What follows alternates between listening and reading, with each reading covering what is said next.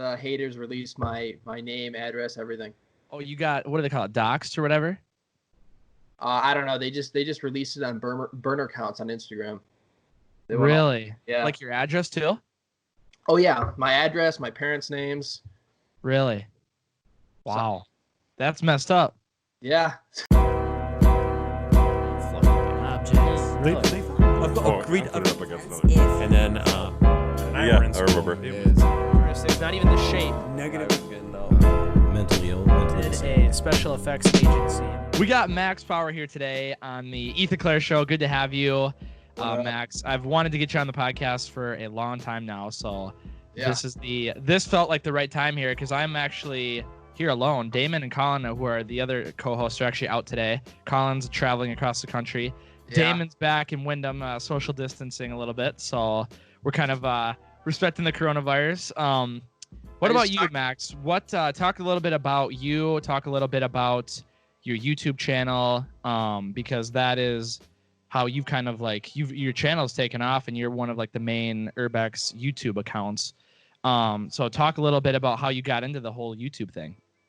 You know, it's interesting because when I started off, I literally was just making it. My parents actually suggested, since you're going into filmmaking, you should do like short documentaries to practice your filmmaking skills.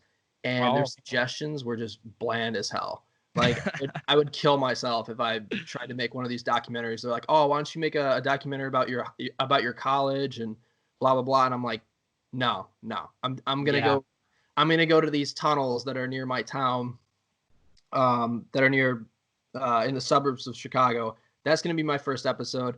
I'm gonna go through these sketchy tunnels, and it's gonna be called Strange Places. That's gonna be the first episode. The second one's gonna be about Bachelor Grove Cemetery." And that's kind of how it started. Yeah. Dang. And well, for people that don't know, you're from Chicago, because I'm assuming a lot of people are going to think that we're like friends because we live in Minnesota. But Max actually lives in Chicago, and I met Max when I was going to film school at Columbia, and we started hanging out, exploring. And you brought me to some of like the main Chicago. You and Vitas got me into like all the Chicagoland Urbex places. So that was sweet. And we've developed a good friendship, and we've gone out a bunch of other times after that. Okay. So why don't you talk a little bit about like some of your bigger things? Like I was looking at on your YouTube channel here, your most popular video is the cop car graveyard. Yeah. Which I was kind of surprised by that because some of your other videos have like catchier titles. I feel like I wonder why Cop Car Graveyard kind of took off. I don't even know. I think I don't know. Something about that might have been interesting to maybe a wider audience or maybe something like that.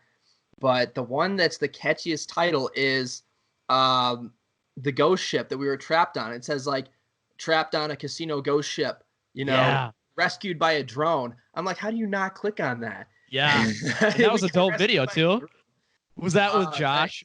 Josh and Vitas and Josh, Vitas, Taylor, Noel, exploring with Danny. Dang. And we actually met you there. What was it, like a week later, 2 weeks later? Yeah. In Iowa. That was a cool spot there. So a couple of your other main videos your new video, the Disneyland, the abandoned island. Oh my God. That video to me is just so cool because I know that Disney does not want anybody out there. Oh no. So are you, I want to ask this question. Are you banned from Disney now, or have they not contacted you or anything? I'm not banned from Disney yet. If they find the video, will you be banned?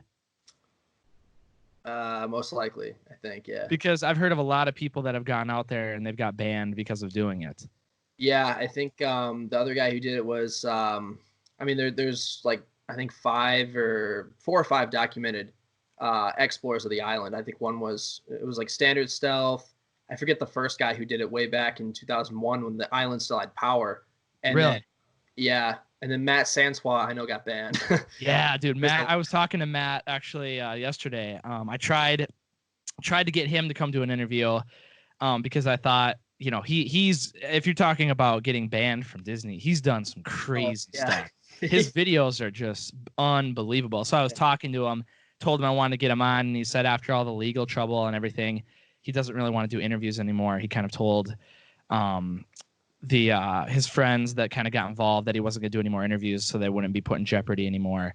But yeah, that's cool. You know who that is too, who I'm talking about, because he's like the king of Disney break, is sneaking in and seeing stuff. And I thought that your video was just like so cool, spending the night. I don't know if anybody's done that yet. I don't think so. I know Standard Stealth, I think, did kind of an over, like he was on the island at night, but he didn't like set up a camp or, you know, sleep on the island like Seth and I did. Yeah. You know, we spent, I think, the night and the entire day the next day until it got again on that island. Wow. So I don't think anyone's ever done that, but. And Disney has like a patrol boat, or what do they do? How do they watch the island? You know, Seth and I were going back and forth on this, like basically the entire trip. Like, are they patrol boats? You know, are they, you know, security boats? Are they just, you know, the ferries that just happen to be, you know, looking around and they'll see, you know, people trying to go to the island? I don't think those were security boats. Really? I honestly do not know. Maybe some of them were ferries that doubled as security boats. But here's what I was thinking. If they really didn't want anyone to go to the island, if they were serious about it, number one, they would have the boats patrolling the lake 24/7. Number one. True. Number two, they would have security guards posted where the you know, the place that we launched from, which is the closest point to the island. So I'm thinking, I don't know. If I was trying to make sure no one got on that island, I wouldn't have security boats. I wouldn't screw around with that. I just post the security guards right where the, you know, the closest point to the island is, you know? True. Yeah. Oh, well, isn't there another thing I've heard too about that is that there are like alligators in that lake? Oh, have you heard? Is that true? Like, you know, is there any truth to that? Oh yeah. Really? There are signs all over the place. It said even in the resort area that said, warning, alligators. There are alligators and snakes here. And yeah, that was a little bit sketchy. The snakes is what scared me the most, because an alligator, at least you can see an alligator sometimes. True. A snake, you just be walking through the you know, the grass, and all of a sudden it's super poisonous. They had water moccasins, and those will kill you. So at least the alligator, you have a chance. I had a machete with me. You know, it would have taken off a leg or a foot if I would have stepped on it, but I got its head off with the machete. Yeah. You know, Dang. But the snakes, like, you're dead. Like, you know, they inject you with the venom, and it's RIP. That's literally some Indiana Jones type stuff right there. I mean, did you guys see or hear anything like when you were there during the night or day, like in the water? Like, did anything scare you? I'm trying to remember back from the video. I didn't put it on the video because it was a little bit hard to kind of fit the clip into the rest of the story. Once you commit to a story with some of these videos, you know, you have to cut some parts out to make sure the continuity makes sense and everything. But did hear some odd noises, like people banging stuff, and Seth and I were like, we're the only ones on this island, so we have no idea what that was. It was a little bit creepy at first. And here's the other part that was weird that I didn't include in the video. There was a light on that island. They have lights along the shore of that island to make sure the boats don't hit the island. But there was a light in the center of the island, like a spotlight that was pointing up. And really? we were like, what the hell is that? And I said, well, we'll just go there. Or Seth actually said, you know what, if we go to the island and if it's something that's, you know, not good, then we'll just turn around and come back. I'm like, yeah, I guess that's what we got to do. But as soon as we got to the island, the spotlight was gone. Really? Yeah, I didn't know if you meant like the light was on or there was just a giant spotlight that was old, but it was on. Yeah, it was on. You wouldn't be able to see the spotlight from the shore. It's like the light was coming from the middle of the island, which is like covered in vegetation. And it was just pointing straight up, and we're like, what is that? I texted Seth the other day. I'm like, we still didn't find out what that light is, you know? Yeah, that's crazy. That was weird. Yeah, well, I gotta say that video was really cool, and it's been a spot that I've wanted to go to for a long time. When I saw you uploaded that, I'm like, dang, that is sweet. And maybe sometime in the future, it'd be a cool spot to go check out. But I'd want to go with you. Yeah, round two, bro. Yeah, that'd be crazy. I can't believe it after you guys crawled all the way around all that stuff. And I know it looked very hard to get around the place. So Maybe we'd all have to bring machetes with or chainsaws or something. Machetes. The machete that I got, which was like a Gerber machete, something like that. I think that's what it's called. But dude, it sliced. Like when I was slicing through the vegetation, I would like accidentally, like I'd go for some stick or something, and I would accidentally like slice an entire tree in half by accident. I was like, oh, oops. Yeah, that's great. I mean, that's the kind of stuff though that you got to bring with exploring. You never know what you're gonna run into. So yeah, it was definitely like the last minute. I'm like, let's just buy this machete. It was a lifesaver. It got rid of all the vegetation, dude. Yeah, no, I get that. Well, and I mean, the other thing though you got to be careful about is we haven't gotten to this at the security police aspect. I mean, we talked about it a little bit, but carrying a weapon and getting caught with a knife, a machete, I mean, even a pocket knife, you could get. They can raise the charge up. Do you ever worry about that kind of affecting anything for you? Not really, because I'm pretty good at. I've heard some people caught with. Well, I don't want to say it on the air, but let's just say they were caught with items that are not. That are illegal in some circumstances, and they forgot to ditch those items when the cops came. Yeah. And I asked them like, why didn't you ditch that? And they're like, oh, I just kind of panicked. But usually I'm pretty good about, oh, I'm just gonna throw this in the water or whatever. I'll just ditch it. And then when they search me, it's like I got nothing on me. So. Yeah. What do you say to people that kind of? I know there's a lot of people that look down on like urban exploring, trespassing, going places you're not supposed to. Yeah. What I mean, I've had even like my grandparents and parents talk to me about it before. What do you kind of respond to that? When people ask you, why do you do it? Why do you risk it? What's the point of doing it? You know what I mean? Yeah, I've even thought about that. I've gone like on the road to some of these abandoned spots. I'm like, I'm going 5 hours to go explore abandoned places. I'm like, why am I doing this? I know I want to do this and I know it's dope, but why? I'm just like, I don't know, but it's going to be, I think it's just because this has always been my theory. So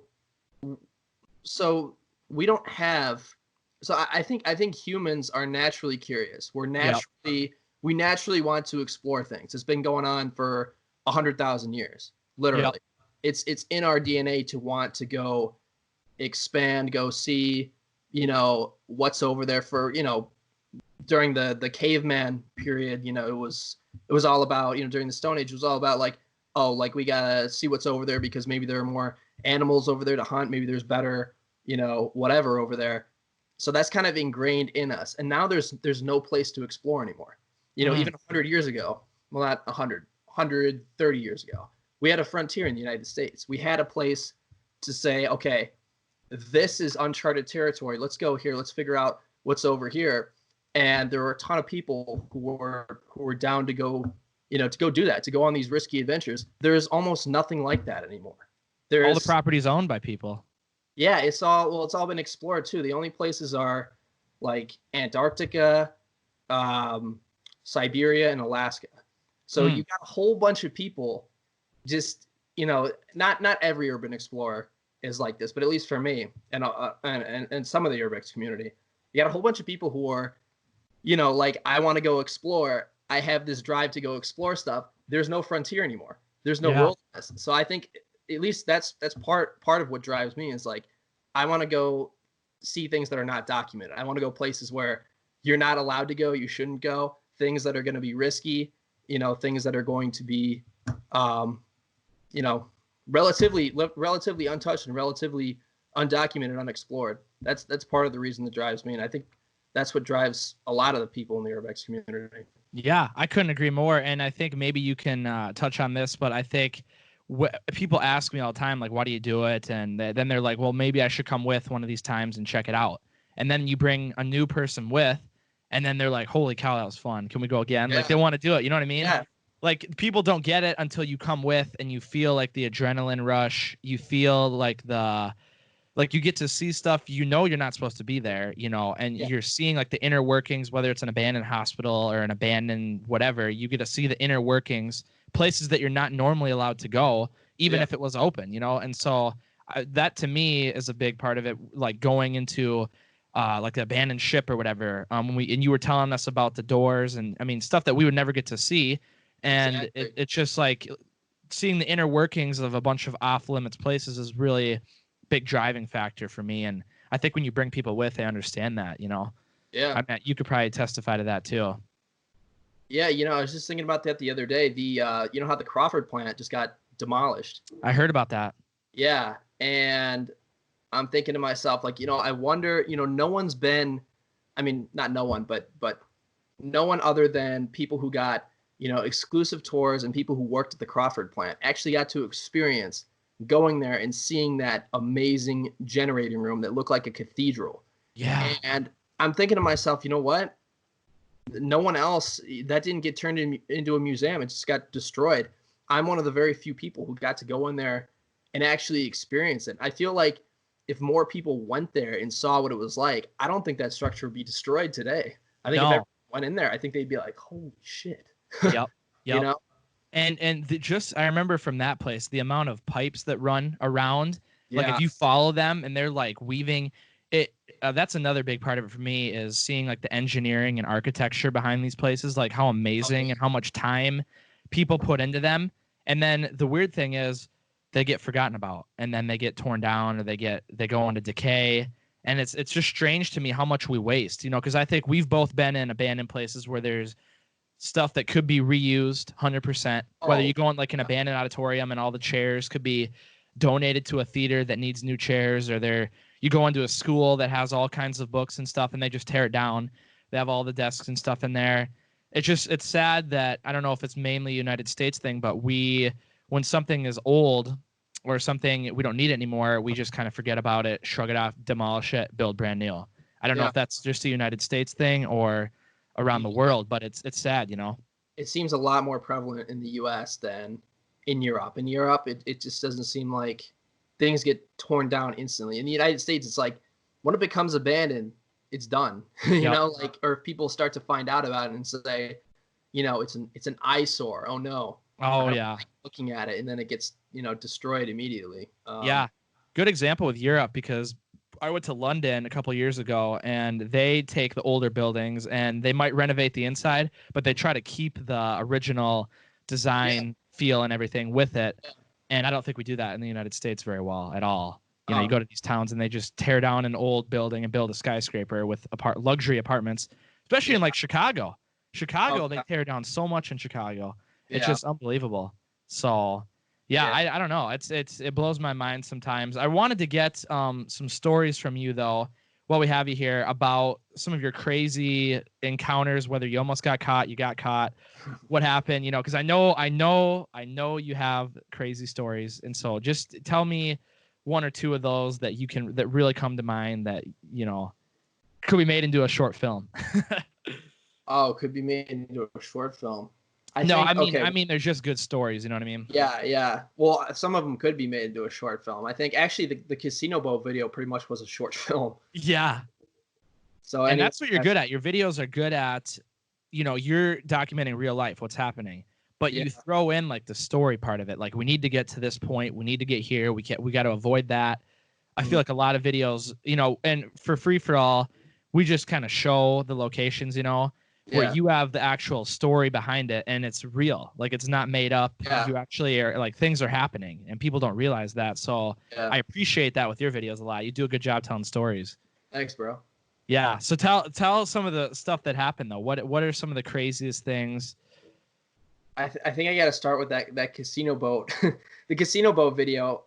Anyone who's listening, you should go see it. I think it's probably my second best video, 1 and 2 with Discovery Island. It was and what's interesting about that is that when you said you're documenting real life, it was really better than making a short film with amateur actors, because everyone was experiencing real life, and if you were to make a film about it, it would be like Oscar level, acting. It was so natural, but the way people were like looking into the camera, their reactions, it was really cool. It was like I was working with professional actors. Honestly, because everyone's reaction was, it was perfect. But that was a little bit of a sketchy one. So there's this casino boat on a major river in the United States. So what happened was, the only way to get to it was we had to inflate a raft and get from land, go across, I think it was like 200 meters, 160 meters. So like a football field and a half. Football field, yeah. Water, yeah. And so we get on there, and we decide. I said I get there first with Danny, exploring with Danny and Noel, who kind of just started exploring. We get on the boat, and Danny's like, "All right, I'll go ferry Josh and Vitus and everyone else over. We're gonna take like 3 trips ferrying people back and forth onto the boat." And I'm like, "All right." So Danny brings Noel over, and I'm just filming inside the boat, and I see Danny and Noel show up, and Danny immediately said, "We lost the raft." I'm like, "What?" And at first I'm thinking, because the raft, those rafts, the floor always goes, and so I'm thinking like, okay, if it's the floor, like we might be able to get back. And I'm like, so is it the floor? That he's like, no, the whole outer tube is screwed up. I'm like, oh shit. We had to get from we had to dock the boat at a barge. We had to hide it under the barge and then crawl onto this boat. So there was piece of metal sticking out that ripped the raft open. So we're stuck on this boat, and we're like, all right, well, we got to explore it. We can't just panic and say ditch the video. So we start exploring. We start, doing our videos and stuff. And then, as we're doing that, we're like, yo, we told everyone on land, like, yo, we can't get back. Our raft is gone. And so Josh comes up with this crazy idea. He says, all right, what I'm going to do is I'm going to strap duct tape to the drone and fly it to the casino boat. And we're like, well, okay, let's try it. And keep in mind, this is like a $2,000 drone that Josh has. This is a Mavic 2 or something. Duct tape to the drone. Yeah, it was. It was pretty. I didn't think it could handle it. I mean, it handled it fine. It flew out there, no problem. No problem with the drone wasn't flying erratically. Went right out there. We recovered the duct tape, and Josh flew the drone back, patched up the raft, and we went back to land. Wow. And of course,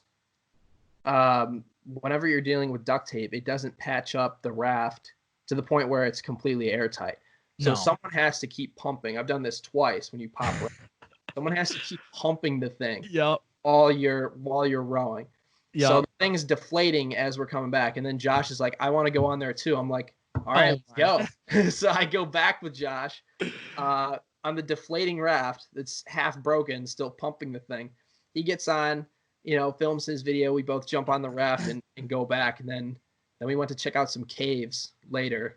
Like 2 a.m.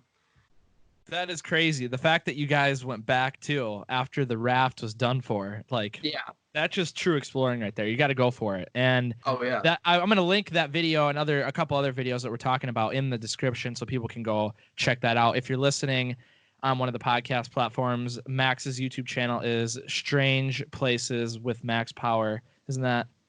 I think it's just Strange Places, but just Strange Places. Yeah. Yep. So all the videos around here. Have you had to take any videos off of YouTube for like owners getting mad at you or anything?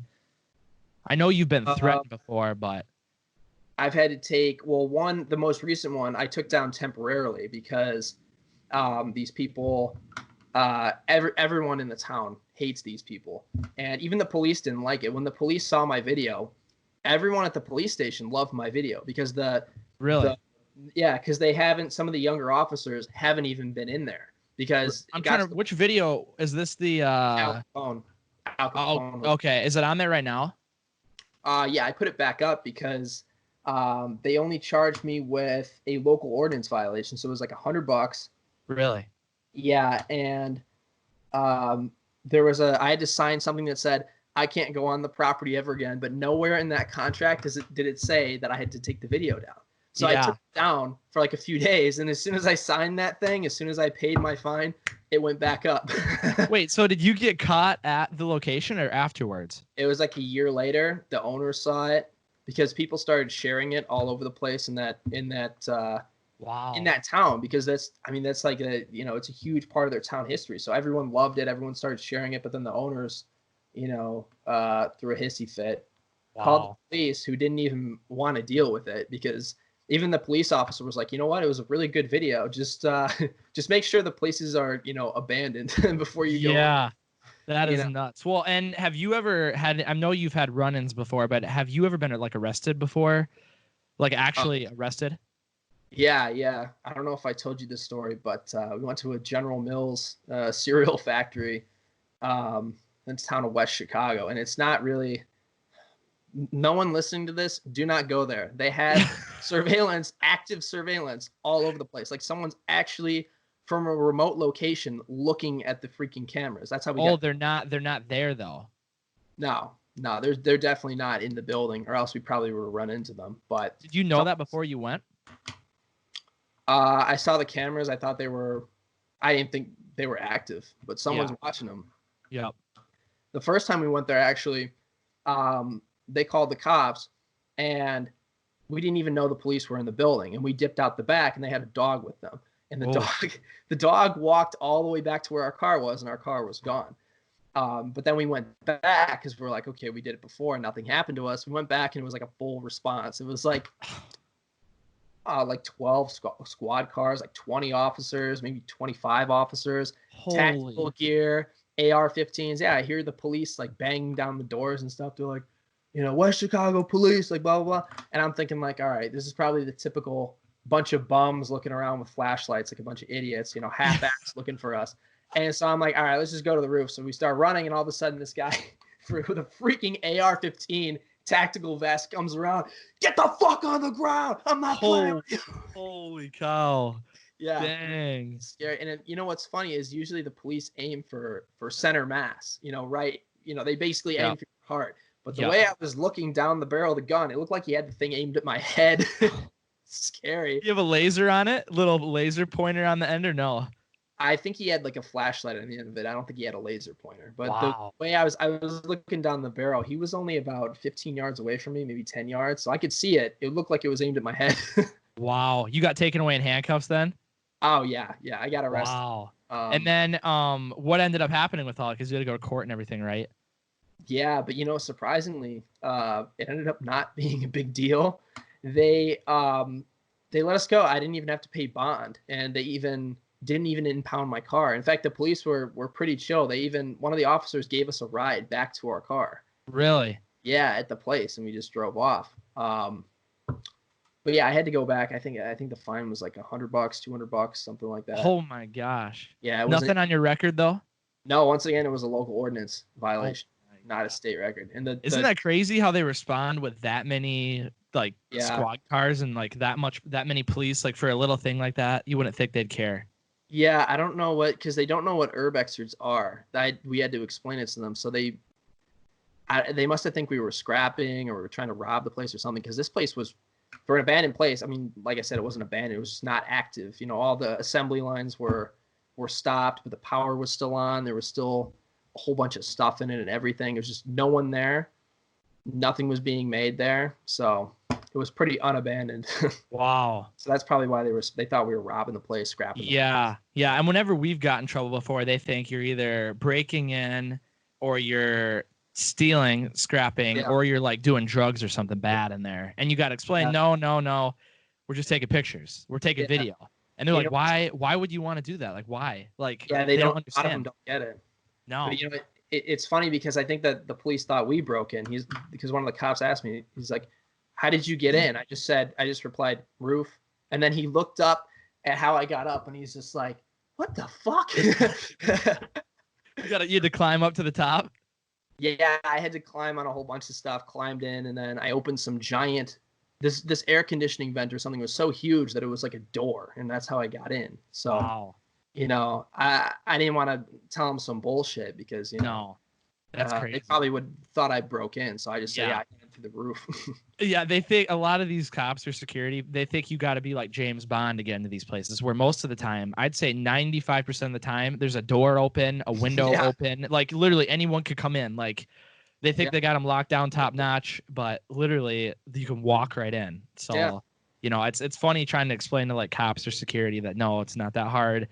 You could have way worse people coming in here. The security's not that good. Yeah. What are some of your future plans for the channel? Any like spots you want to go to that are big? I don't know if you've gone to like Six Flags yet down in New Orleans. Is that on the list of places to go? That's definitely on the list. We didn't. What are some like the top spots you want to hit up? There's a whole bunch of places in Chicago actually that we just found. You gotta come back to Chicago with us. Really? Dude, we found this weird hotel. I'm not gonna say where it is, but it has like a town it has like a street and like a replica town inside the hotel. What? And it's supposed to look like New Orleans. Yeah. Wow. It's in the hotel. Yeah. Looks like Bourbon Street or something. Yeah. That's what it's. I think it's even Wow. Bourbon Street or something like that. Yeah. That's nuts. So, there's that, and then there's something that I've been trying to get on for like that I've been eyeing for a few years. That I'm trying to get on that's really cool. So there's like I don't want you to give away any big spots or whatever. I just wondering more like plans for the channel. If you had any ideas for series or stuff to do, where's the Strange Places channel going to head from here? Probably the same stuff. Hopefully bigger explores, better videos. I don't know. We'll see what happens this summer. This is going to be interesting. Yeah, it is. And with this coronavirus stuff going on, it changes the whole thing. It makes it almost easier to do stuff. Oh, because not as many people are out. There's not as much like patrol and stuff. I feel like this summer is going to be a prime summer to go out and hit some stuff for Urbex. So, and a lot of people listening have no idea what we're talking about half of the time with the exploring information, because they don't realize how big of a community of urban explorers there are across like the country. It's crazy. And in the different like groups of people that do like underground, people that do rooftops, you have like all these different categories. And I feel like most people don't understand that. And like how the community can like turn on people, on certain people. And I know you've had to deal with that. We've had to deal with that before. Yeah. Especially in Minnesota, it's awful there, right? Yeah, it is. Yeah. Well, and I know that you've had to deal with people from out of the state, right? That aren't even from the area, have like said stuff to you, right? I don't like understand that really. I don't understand it either, dude. It's just I don't know, some guy from like the East Coast was just in the comments, like Jose California, a good friend of mine, in my crew, always comes out and explores with us. And he said, I'm with Chicago's best explorer, in my opinion. And it was a picture of me and him, like on the altar of this, big ass church, or I don't know what it's called, but right in the center stage where the cross is. And all of a sudden, people just kept flying in and saying, "Well, did you know that this person exists? This is the guy who's running Chicago." And then some people from the East Coast, "Oh, it's more like Chicago's cockiest explorer, like explorer." Do people not realize that you're like trolling like certain groups of people? I think people think you're being serious all the time, but your videos have a lot of comedy in them, obviously. Yeah. Like, do people just not catch the comedy, or? I think a lot of people don't. I think it just goes over their head, because the photo that I took, that I posted on my Instagram the next day, because everyone was saying, "Oh, he's not a real explorer. He doesn't run Chicago. He's not, a top explorer in Chicago, blah, blah, blah." I posted a picture of me at that same church, and I said, like, "All hail the Emperor of Chicago, all hail his greatness," something like that. And I said, "May those who hate, recognize his greatness while they are unable to get into bandos." And, I just, it was just a huge troll, and everyone knew what I was doing. Everyone loved it. And of course there are no hate comments on it, because they just realized they just got trolled. And, Yep. It's tough. And it people think they own locations or whatever and stuff like that. And then it just ruins it for everybody in it. I think everyone who has a YouTube channel and explorer, you try to be careful so you don't give away like the spot, whether that means blurring something out or not showing an entrance. But they're like, "Oh, the videos ruin it." But I mean, an Instagram picture, anything could really ruin it. Yeah, it doesn't. If you're further not posting, then you better not post anything at all. Yeah, exactly. Because otherwise you're a hypocrite. There's just so many people. It's frustrating sometimes. McUrbex. Yeah. We don't got to get any drama here with the podcast. Urban exploring crews out there. One more thing that I'm kind of curious from you, Max, is we kind of talked about it before, but kind of like the meaning behind urban exploring for you? Because I think everyone has a different definition. What does it mean to you? Is it making YouTube videos? We kind of talked about this a little bit before, but just to kind of wrap it up, what drives you the most to keep doing it? And is it because people tell you, or, you know, you have the fans? Is it because you just love these locations? What really drives you to keep going out there and risking getting in a lot of trouble for this stuff? You know what I mean? I mean, that's one of the things that drives me, I guess, is I can get get into a lot of trouble for this stuff. It's a little bit fun. It's, you know, there are places that you're not supposed to go to. There are places that haven't been really explored that much. Not a lot of people have been there. Definitely the risky part of it is definitely fun. You know, you can get caught by police, security. You know, sometimes going into these places, it's so sketchy that I'm like, this is finally going to be the thing that kills me. Like, I'm dead. And I'm doing it anyway. I'm like, screw it. I'm getting into this place. So that's the aspect. And then the other aspect is, I don't know, it's cool. The stuff you find left behind, you know, the history behind the places. It's like, a lot of times I'll go there. People are like, oh, you're just in it for the cloud and the views and blah, blah, blah. And sometimes I don't even have my camera rolling. I'll just go into a place, you know, just with some friends, a place that I've been into like 100 times just to kind of look around, and I always discover something new usually. So that's definitely it. It's definitely the exploration part. Definitely the place where you're going places where people haven't been. You're documenting stuff that people haven't really documented that well or that much. You're going into a place that you're literally not supposed to be in. Yep. And I think all those kind of combine. And then I love making the videos. The videos are always fun. Yep. Like you said, it's real life, you know, and every time I go in there, a lot of times, you know, it turns into like a little short film. And there are so many risks involved with that. Is, you know, stuff goes wrong. All that is great video content, and it's fun to put those when things go wrong. Those are the most fun videos to edit. Yep. You know, or it's like going into a place that's like really hard to get to, like Discovery Island or the casino boat where everything went wrong. So yeah, just all those aspects just makes it really fun, really exciting, and I'm gonna keep doing it for a while, I think. Yeah, I mean, definitely keep it up. And for, like I said, everyone, I'm going to link Max's channel in there, and Facebook too. Should I put that on there too, or just the YouTube channel? I know you have a Facebook. Yeah, you can throw the Facebook page up there. I should start using that. So yeah, it's a good way to get traction and stuff for like other people that would not normally tune in, is what I find. That, you know, Facebook's a great way to get new viewers and stuff. So I'll definitely link those. Max, I want to thank you so much for talking to me today. It's been fun. Hey, no problem, bro. And I know in the future we'll have to do another one. Maybe get Vidas on here, Jose, whoever else wants to join in. And we will be in Minnesota this time. No more Skype calls. We'll be out there, bro. Hey, that'd be sweet. Get you guys in here, Cato, live at the mansion, the Claire Mansion, the duplex. But I really appreciate it, Max. Like I said, I'll link the channel for everyone watching or listening. You can check it out, because the videos, I mean, we could talk about them all day, but you have to go watch them and you'll see what we're talking about. Yeah. Just the actual being there, they're real reactions, they're real. It's just real life. Like you said, you can't act that out. It's real life. Yeah. So like, I really appreciate that, because you started talking about filmmaking and then you got into this hobby, and the filmmaking kind of evolved into documenting real life things. There's no direction. It's just, you know, what's going on around you. So I really appreciate that. I think that's great. And I can't thank you enough for talking to me today, Max. Yeah, thanks. So thank you very much.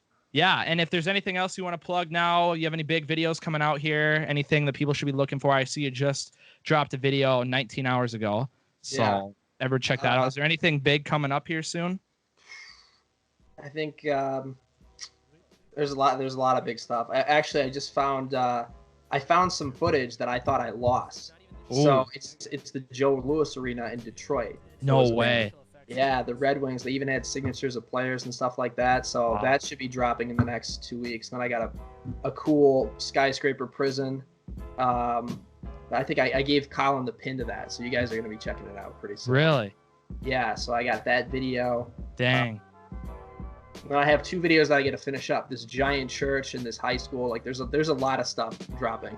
That's awesome. So definitely, like I said, subscribe to the channel and stay updated on the videos. He's got a lot of videos on here.